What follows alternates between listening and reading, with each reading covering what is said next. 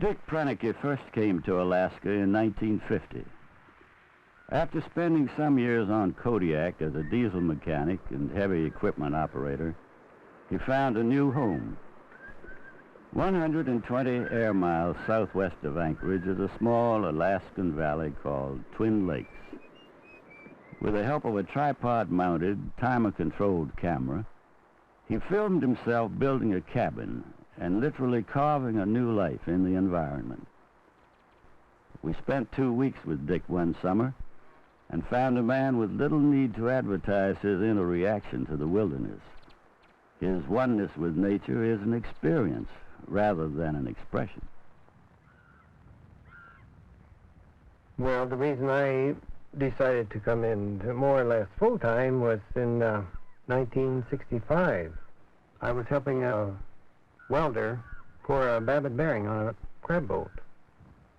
We had a big ladle of molten Babbitt metal and poured it in here, and we poured in about a cupful, and there was a big explosion, and all this Babbitt metal come out, just like snow, only it was molten lead, and hit me in the face and him in the face, and it got in my eyes pretty bad, and for a short time they didn't know if I was going to see very much. But in 3 days I went back to work, but I couldn't see very good, and especially from my right eye, and I was testing it every night to see if it was improving, and it was several years before I recovered completely from that. I decided that I would quit this racket of pouring Babbitt metal and that sort of thing, and working with dirt falling in your eyes from under heavy equipment and that, and I would go to Twin Lakes and build me a cabin and enjoy my eyesight a little bit if I had any left.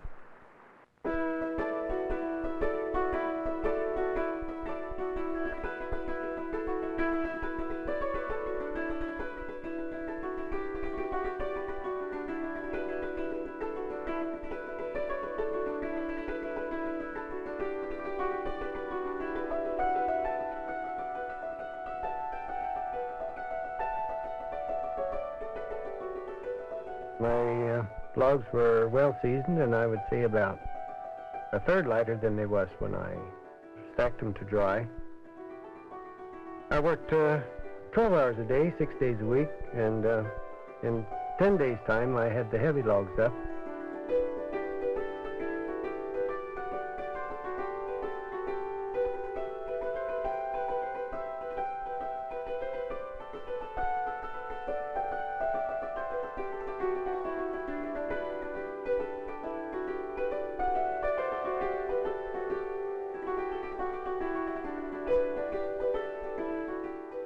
I think there's a lot of satisfaction in having everything that you made yourself.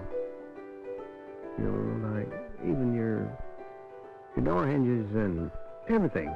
Cut her out by hand with the tools you got.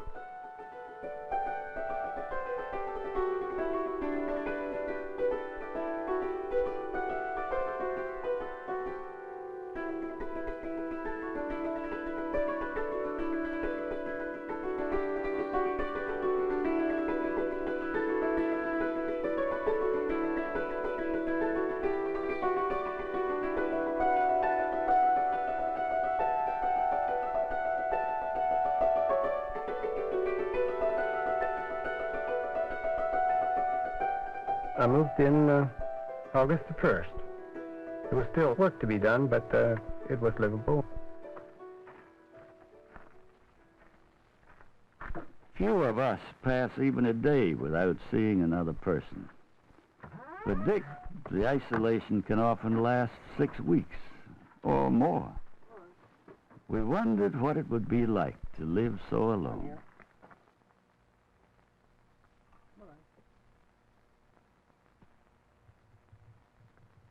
You work better, boy.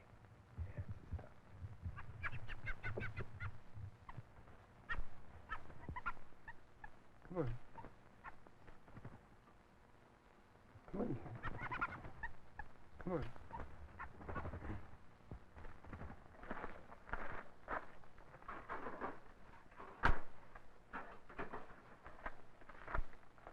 I can't say that I was ever lonely. I was always busy. I always had something going, observations to make, or wood to cut, or letters to write, or something. It seemed that the time was short to get everything done.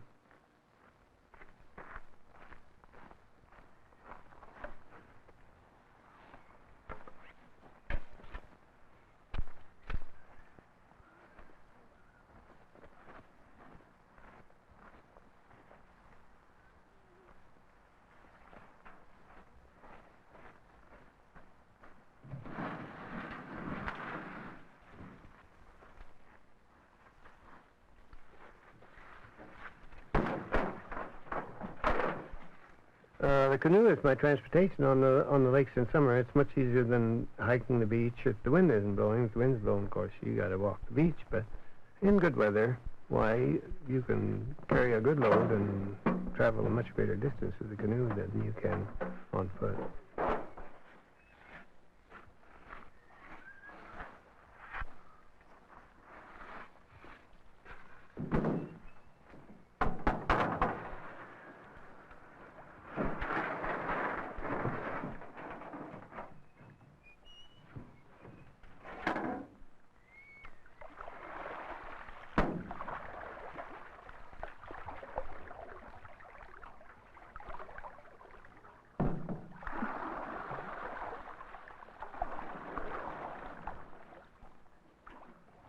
I've never had any trouble with the canoe on the lake, but if I did, it would probably be the last time, because this water is very cold, and I doubt that if I was 200 yards from shore that I would make it to shore. I find that a person alone is much more cautious than when you have someone with you, because you know that if you mess up, why, that's it.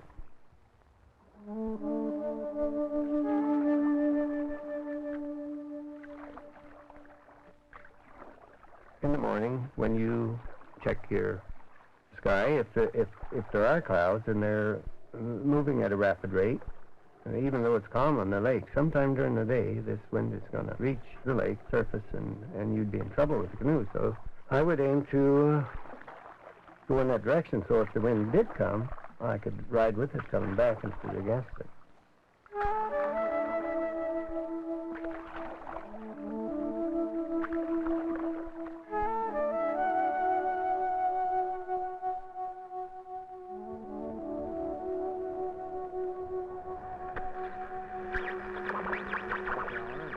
Five-car pileup on the expressway, causing traffic to reroute. To me, the stuff that comes over radio these days is just out of tune with Twin Lakes country. You know, how does that sound? All the problems the world's got in a place like that? I just couldn't see it. I didn't want to hear it. I just thought, boy, this is pretty nice here. Let's not spoil it. You know, it's like an old sourdough in Anchorage told me. He says, people come up here from the States and they say, gee, it's nice here. No hustle and bustle, and really take it easy. And he says they're not here 30 days until they're trying to make it like it was where they came from.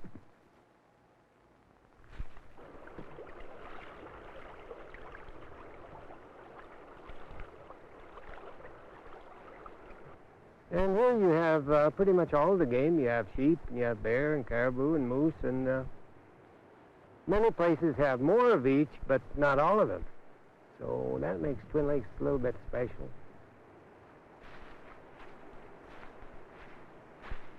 I hesitate to go on the mountain unless there's a good breeze. Because if it's calm, or just a very light breeze, why, you can't get close to what he'll spot you sooner or later.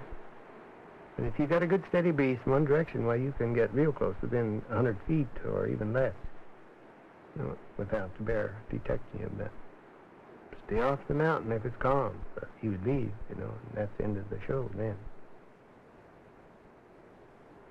The two bears that I observed through the winter, one went in October the 10th, and the other went in about October the 27th.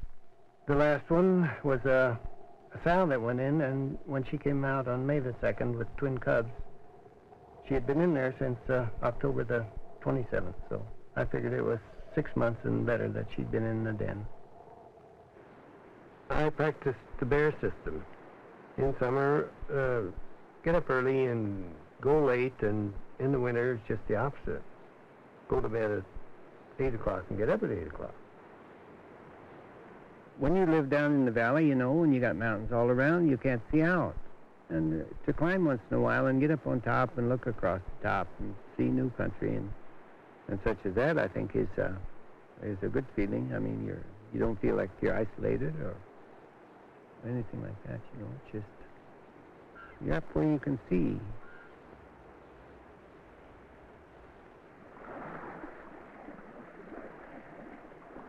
Dick's camera is his poet's pen. His eye caught the smallest elements of the vast beauty of the land.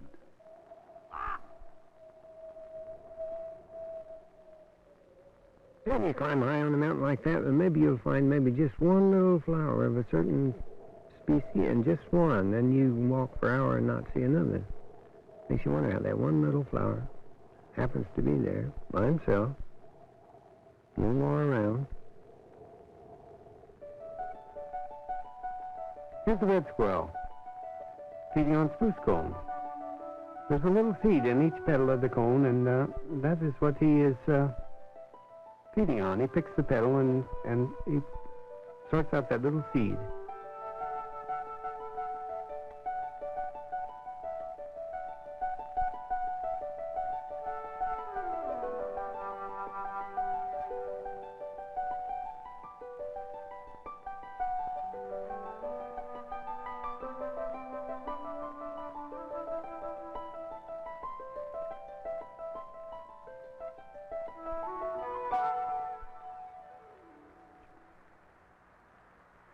In summer, I fished quite a bit. I lived on trout to a great extent for meat and berries.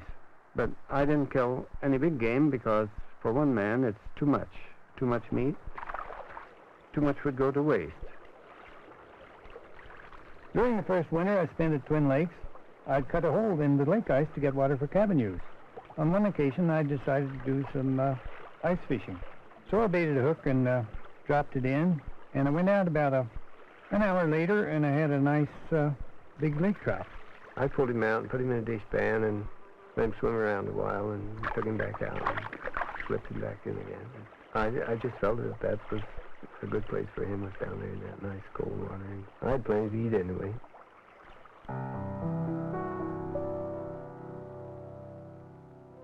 Usually, after mid-August, you'll begin to see those red leaves and maybe a few yellows of the balsam poplar. And by the middle of September, well, then your colors are usually the best.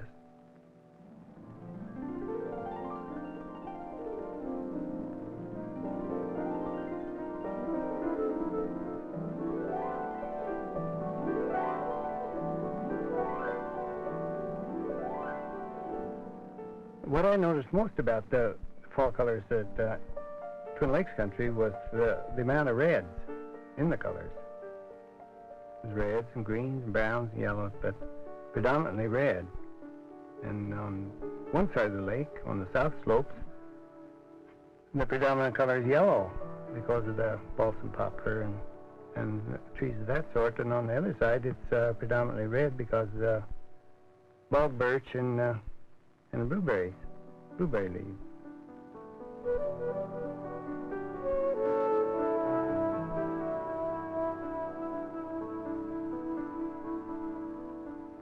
The caribou is an animal of the open country. He likes to get up on a high ridge where the breeze blows to keep the insects away. Bull moose, you might not see him for all summer long until running season, and then he loses all his good sense and comes right out in the open and afraid of nobody, and that's when hunting season opens, and that's the end of him.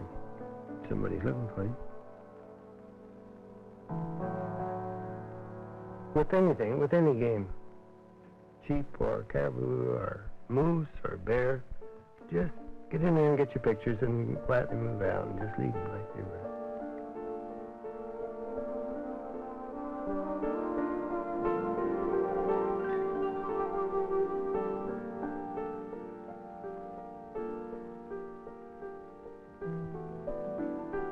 The fall colors are really bright about September the 15th. They might last for a week in this condition, and then suddenly they turn brown. And then you might get a good dusting of snow, just enough to make the countryside look gray.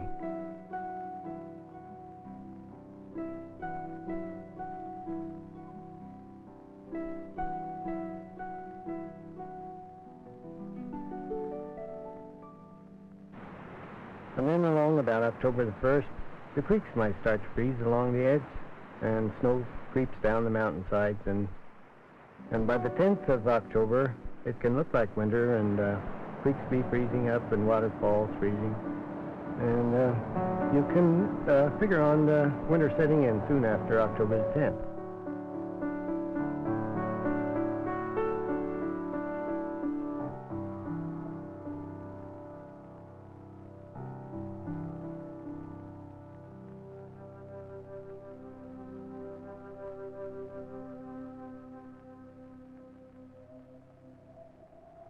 Winter.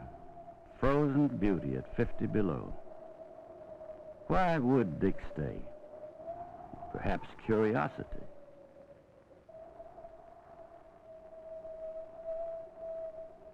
I was always anxious to get out after good snow, because they say after snow you know who lives in the country when you're out snowshoeing, and you see tracks. You can you can determine the concentration of rabbits where they are, and if you see a good number of rabbit tracks, usually there's the tracks of the lynx cat, which is raised on the rabbits, and tracks of the fox, and the wolverine. He runs his circuit.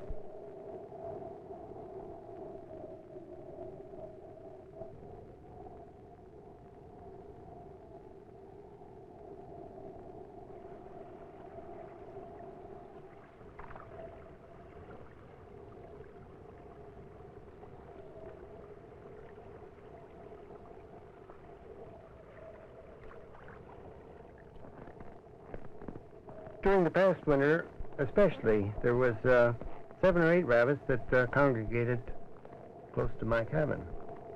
They would just move in and stay, and you'd move out a few hundred yards, and you'd see very few tracks.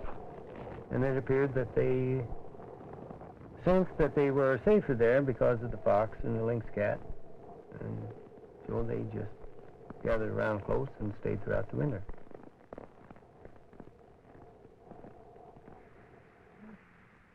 I knew this ermine was in the wood pile, and so I went for a scrap of meat to tack to a wood log there and see if I could get him out for pictures.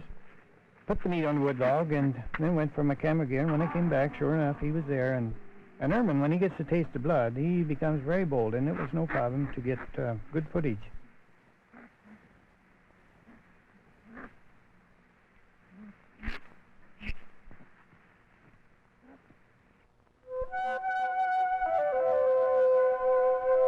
The first winter I was there, throughout the winter, the ice was groaning and cracking continually, just day and night.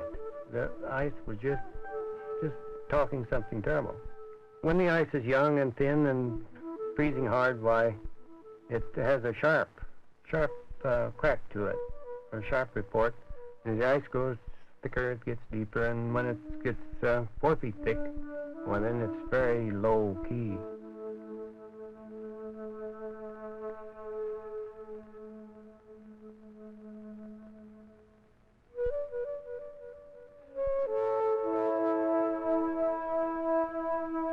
During the short days of winter, the sun is very low. It fails to strike my cabin from November the 7th until February the 3rd. But you climb the mountain across the lake, and of course there the sun is very low, but it does clear the mountain and shine on the slope where the sheep are feeding, and this gives the snow and the general appearance of the landscape kind of a rosy glow. When snow comes in fall, of course the sheep are there for the winter, and they must either dig or starve, and so they dig like a horse or a domestic sheep. They will paw with their front foot and uncover feed, and then eat and move forward.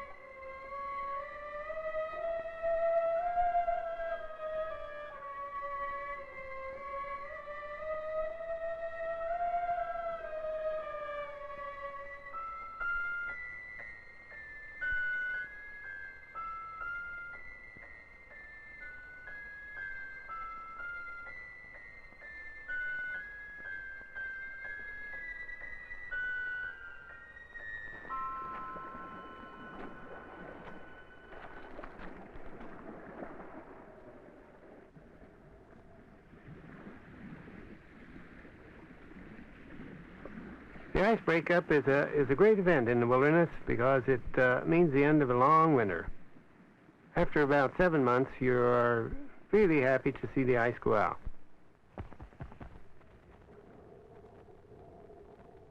During the winter, the ptarmigan is white, but as spring approaches, he begins his change from white to brown. First his head and neck, and then you will see speckled or brown feathers about his body, and eventually he will be a brown bird, which is his summer color.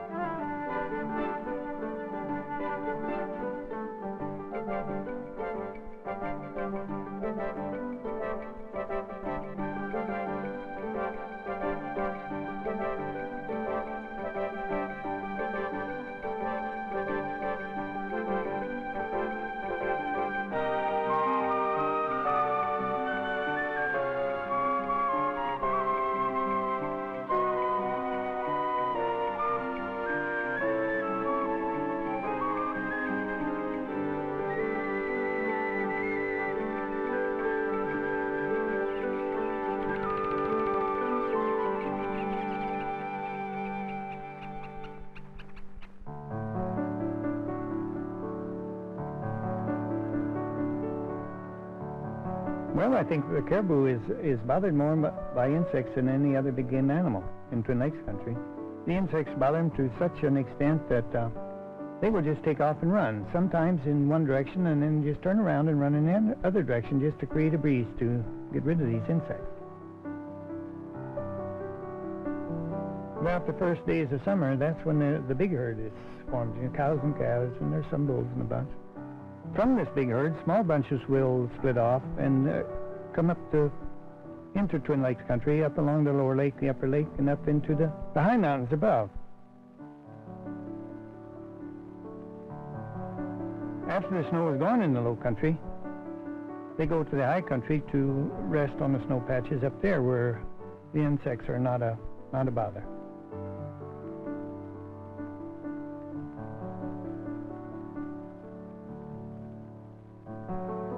In order to get close, I aim to move while they're moving, because they only detect movement. If they're moving, when you're moving, they won't notice you, but if they're standing still and you move, they'll spot you right away. Well, caribou will lie down, and oftentimes they'll stretch out and lay flat. I've seen maybe a group of a dozen that would just lay out flat, and you would swear that they was all dead.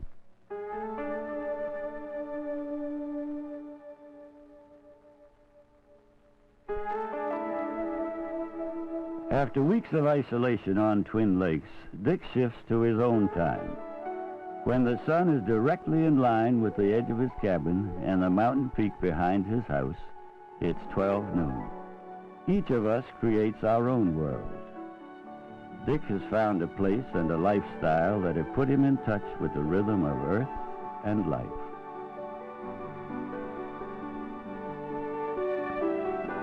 It's kind of hard to come out of civilization and fall in again, you know, into the way things go, you know, after you've been in there a while. You get to be a brush rat.